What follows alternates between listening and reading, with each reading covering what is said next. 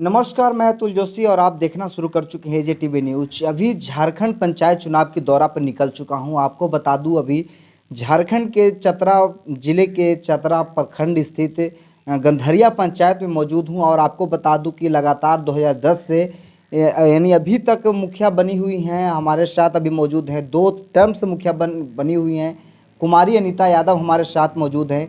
इनसे जानना चाहेंगे कि अपने कार्यकाल के दौरान पंचायत में कितना विकास किए और जब ये मुखिया नहीं थे, जब पदभार संभाली थी, तब क्या स्थिति थी, अभी क्या स्थिति है, वर्तमान में क्या स्थिति है।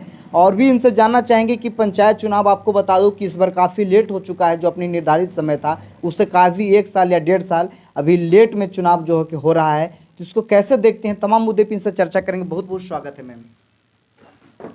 जी मैम, सबसे पहले हम जानना चाहेंगे, लगातार आप 10 वर्षों से 11 वर्षों से मुखिया बनी हुई हैं। हम जानना चाहेंगे, जब आप पदभार यहाँ संभाली थी, जब पहली बार मुखिया बनी थी, तब क्या स्थिति था आपका पंचायत का? जी, सबसे पहले जब हम 2010 में मुखिया बने थे, उस समय क्योंकि फर्स्ट बार हम लोग घरेलू महिला थे, तो फर्स्ट बार बाहर पंचायत में निकले थे, वो भी महिला आरक्षण की वजह से। उसमें जब पंचायत में हम लोग कदम रखे थे, तो जो व्यवस्था हमको देखने को मिली, बिल्कुल बद से बदतर थी। ना सही ढंग से रोड था, ना नाली था, मतलब किसी तरह की कोई व्यवस्था ना महिलाओं के लिए था, ना पुरुषों के लिए भी कहा जाए तो ढंग से नहीं था। इससे भी पहले तो लोग ये राजनीति में थे, सांसद, विधायक, मतलब तो हमें तो समझ में नहीं आ रहा था कि लोग कैसे क्या काम करते हैं। लेकिन जब मुखिया बनने के बाद मुझे मौका मिला, शुरू 5 साल तो क्योंकि नए नए थे तो कुछ सीखने में लग गया, समझने में लग गया, तो भी काम किए। लेकिन सेकेंड टर्न में जब फिर से 15 में आए, तो काम को अभी हमारे पंचायत में देखा जा सकता है कि मेरा काम बोलता है।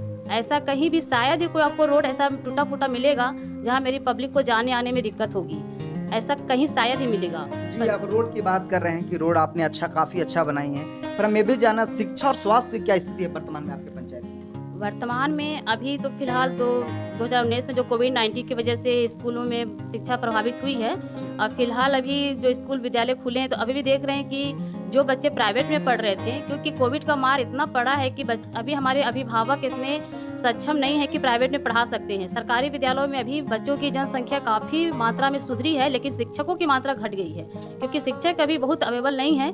इसकी वजह से मुझे लग रहा है कि थोड़ा बहुत प्रभावित हो रहा है। इसलिए हम चाहेंगे कि सरकार शिक्षकों पर ध्यान दे और शिक्षकों की बहाली की जाए। जैसे आपने कोरोना काल की बात की है, तो हम ये जानना चाहेंगे अनीता जी कि आप कोरोना काल में किस तरह से मदद अपने पंचायत वासियों को किया? जी, कोरोना काल में, क्योंकि ये सबसे बड़ा महामारी था, हम लोग के लिए भी था। फर्स्ट बार हम लोग भी लगता है कि जब से पैदा और फर्स्ट बार ऐसा कोई बीमारी देखे हैं।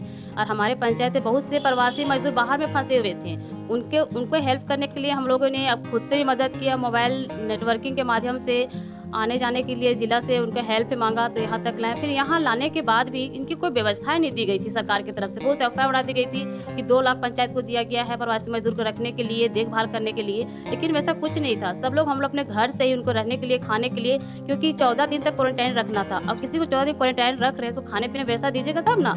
तो सारे खाने पीने का व्यवस्था हम घर से ही किए थे। और हमारे बगल में ही एक बिरहो टोला है, वहाँ पर उनकी स्थिति और भी बदतर हो गई थी। इसी दरमियान एक व्यक्ति की मौत हो गई थी, तो कुछ लोगों ने बोल दिया नहीं, मुखिया ने ध्यान नहीं दिया, राशन नहीं मिला, ऐसे वैसे। जब हम स्वयं, क्योंकि वहाँ पर मीडिया प्रभारी भी पहुँच गए थे भैया लोग, तो वहाँ पे कुछ लोग जानते हैं कि विपक्ष के लोग बहुत से बातों को बनाना शुरू कर देते हैं। जबकि 2 दिन पहले वहाँ पर खुद से हम बांट के आए थे, खाने पीने का साबुन कपड़ा सहित वहाँ पर बांट के आए थे। जब वहाँ पर पहुँचे तो वहाँ के लोगों ने बोला नहीं, मुखिया का कोई दोष नहीं है, वो लोग थोड़ा सा पागल था व्यक्ति, खुद से फांसी लगाया, तो उसके कफन तक का व्यवस्था हम खुद करवाए थे। अनीता जी, जैसा कि आपने खाने पीने की व्यवस्था की, कपड़ा की व्यवस्था की, पर मास्क सैनिटाइजर की क्यों छोड़ दिया आपने? जी सर, मास्क सैनिटाइजर का भी व्यवस्था किए थे, सॉरी बोल नहीं पाए।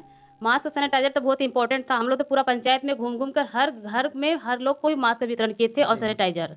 तो हम ये जानना चाहेंगे, जैसा कि आपका कार्यकाल जो है कि 2020 में ही शायद पूरा हो रहा था, दूसरा टर्म का, आपको 1 साल 1.5 साल और काम करने का मौका मिला, तो ये 1 डेढ़ साल जो आपको एक्स्ट्रा मिला, इसमें क्या कुछ विकास किया अपने पंचायत में? जी, इसमें था कि मेरा पाइपलाइन का जो काम था, पानी सप्लाई का रुका हुआ था। इसमें मुझे ये मौका मिला कि मेरे यहाँ 2-3 गाँव में पानी सप्लाई का काम शुरू हो गया। जी। ये हम स्वजल जब शुरू हुआ 2018 में, उस टाइम से हम इसको लेके चले थे। अब बीच में जल जीवन मिशन में कन्वर्ट कर दिया गया।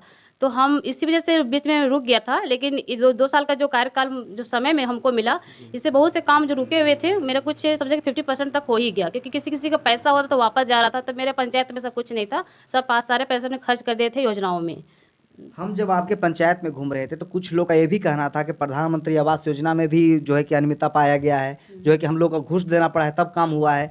कुछ लोग का ये भी करना था कि जो मनरेगा से काम होता है उसमें भी जो है कि काम ढंग से नहीं हुआ है, क्या कहना चाहेंगे? देखिए, प्रधानमंत्री आवास योजना जहाँ तक बात है, अगर मेरे पीरियड में कोई बोलता है तो इस बात को तो हम स्वीकार नहीं कर सकते हैं। आरओ की तो बात नहीं कर सकते हैं, क्योंकि खुद अपने मुँह से बोलते हैं कि सफाई नहीं, लेकिन अब पब्लिक की बात करें तो ये बात हम बिल्कुल नकार सकते हैं। ये नहीं कि देखिए, एक तो पहली बात हम महिला हैं, महिला वैसे भी ममतामयी होती है।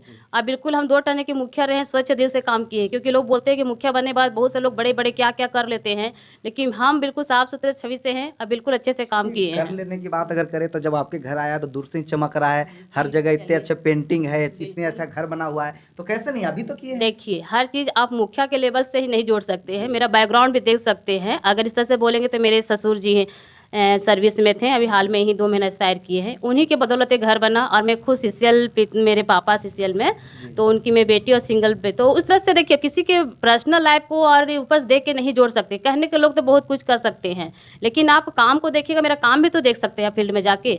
एक व्यक्ति के कहने से आप किसी के कैरेक्टर की तुलना नहीं कर सकते हैं। आप 50% मेरा काम देख सकते हैं, 50 क्या 80% मेरा काम आपको फील्ड में बोलते हैं। नहीं, अब आपसे विपक्षी लोग तो हर कोई कुछ बोलेगा ही, क्योंकि अभी चुनाव का भी दौर है, तो किसी को तो बहलाने-फुसलाने का काम भी चल रहा है। मैं दूसरा टर्न में भी रही, तो किसी को भी लग रहा है कि 2 टर्न में जैसा दबदबा बन गया है। तो लोग हमेशा चाहता है कि कम से कम उसको हटा दिया जाए। और जहाँ तक अब छवि धूमिल करने की बातें कर रहे हैं, तो हमेशा इतिहास उठा के देखिए कि महिलाओं के लोग शुरू से ही दबाने कुचलने का काम करता है। अगर सेकंड पीरियड में जब मैं अपनी बात करूँ नॉमिनेशन की, तो जब मैं नॉमिनेशन कराने गई थी, तो वहाँ पर भी 2 तरह की बात, मतलब कई तरह की बातें हो गई थी, जो बातें नहीं बोलनी चाहिए। लेकिन एक बात मैं बोलना चाहूँगी कि हमारे यहाँ 2 समुदाय के लोग रहते हैं मेरे पंचायत में। तो वहाँ जब मैं नॉमिनेशन कराने गई, तो वहाँ पर लोगों ने मुझे खुद एक माला महिलाओं ने पहनाया था, लेकिन दूसरे जो विपक्ष के गुट थे, उन्होंने बोल दिया कि नहीं, मुस्लिम भाई ने अनीता यादव को माला पहना दिया। देखिए, किसी को कैरेक्टर को आप इस तरह से धूमिल नहीं कर सकते हैं। अगर लड़ना है मैदान में लड़िए ना, लड़ने के लोग, हमारा भारत लोकतंत्र है, कोई भी लड़ सकता है। अब चुनाव में ये मैदान में लड़िए, उसका फैसला जनता करेगी। क्या लग रहा है आपके साथ पंचायत की जनता है, यानी फिर से आप मुखिया बन रही हैं इस बार? देखिए, अगर मेरा कार्यकाल उनको अच्छा लगा होगा और मेरा सेवा उनको और पसंद आएगा, लेना चाहेंगे, तो मुझे लगता है ज़रूर मुझे लाएँगे। अब नहीं आएगा तो ख़ैर हम ज़बरदस्ती तो कुछ कर नहीं सकते हैं, लेकिन मुझे अपनी जनता पर विश्वास है कि मुझे जनता तीसरी बार भी लाएगी। मुझे अपने आप पे नहीं, जनता पर विश्वास है। अनीता जी, जितना भी सवाल आपसे किया बेबाक तरीके से हर का जवाब दिया और हमें संतुष्ट भी हुए, आपके जवाब से काफ़ी संतुष्ट हुए। हम बस ये जानना चाहेंगे कि आप कहाँ तक पढ़ाई लिखाई की हैं, क्वालिफिकेशन क्या है आपका? जी, मेरी पढ़ाई-लिखाई एक्चुअली मैं झारखंड में कि मेरा शादी हुआ है, मैं पढ़ाई-लिखाई बाहर में ही की हूँ और मेरा बीए तक पढ़ी हूँ मैं। बीए तक पढ़ी हैं, काफ़ी शिक्षित महिला हैं, मुखिया हैं और उम्मीद करते हैं कि पंचायत में काफ़ी विकास किए होंगे और देखेंगे भी, ग्राउंड रिपोर्ट भी करके आपको दिखाएंगे। पर अभी फिलहाल हम ये जानना चाहेंगे, अपने पंचायत की जनता से क्या कुछ कहना चाहेंगे मैम? मैं अपने पंचायत की जनता को सबसे पहले बहुत-बहुत धन्यवाद दूँगी कि उन्होंने मुझे 2 टर्न में मुखिया बना के रखा, कि इस कुर्सी पर बैठा के रखे, उनकी बहुत बड़ी, मैं क्या बोलना चाहिए, एहसान मानती हूँ। अब तीसरा चरण में अगर मुझे इससे योग्य समझेगी, तो मैं फिर आऊँगी और निस्वार्थ भाव से फिर सेवा करूँगी। बहुत बहुत धन्यवाद। तो ये थे हमारे साथ कुमारी अनीता यादव, जो बेबाक तरीके से हर सवाल का जवाब इन्होंने दिया और साफ तौर पे इन्होंने कहा कि जो विरोधी हैं वो तो कुछ भी कहते हैं, जो धूमिल करना चाहते हैं छवि, हमेशा से महिला को दबाया गया है, कुचला गया है, पर वो अपने मंसूबे पे कभी सफल नहीं होंगे। ये इस बार फिर भरोसा कहीं ना कहीं कर रहे हैं कि जनता फिर से हमें मौका देकर के तीसरा टर्म मुखिया बनाएगी। तो क्या कुछ इनके साथ होता है, कितना समर्थन मिलता है, क्या कुछ इनका कितना वोट मिलता है, तमाम जानकारी आप तक पहुंचाते रहेंगे। देखते रहिए AJ TV।